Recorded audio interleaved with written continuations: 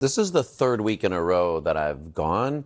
About 3 weeks ago, Department of Homeland Security changed their practices. And now when they quote unquote dismiss cases, they're stripping people of their asylum seeker status and making them subject to expedited removal. And that had basically never happened before in New York City or anywhere other than the border. So this group that does a Friends of the Court program called Immigrant Arc invited people to sit in and just observe.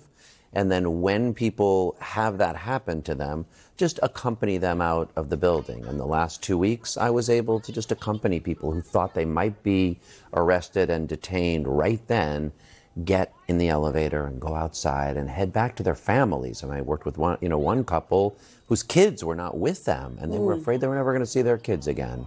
But the prior families to today were able to get out of the building. Today, I was just trying to accompany Edgardo to the elevator and downstairs so that he could go back home when this happened.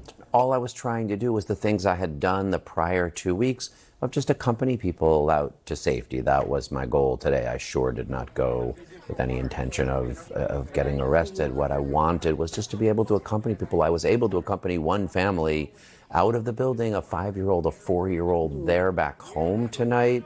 That's what I wanted for Edgardo and everybody else. And they're being denied their due process.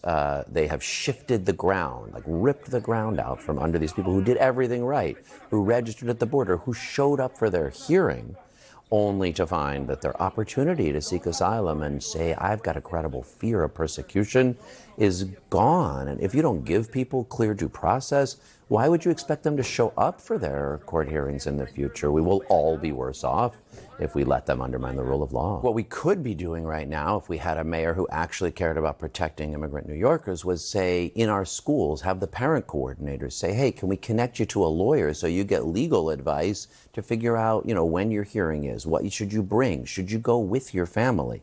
But we're not providing that in our schools or in our public hospitals or libraries or shelters because Eric Adams made this deal with Donald Trump. So yes, what Democrats should be doing is leading cities by saying, we're going to make sure we honor due process and provide resources for legal representation or at least pro se advice.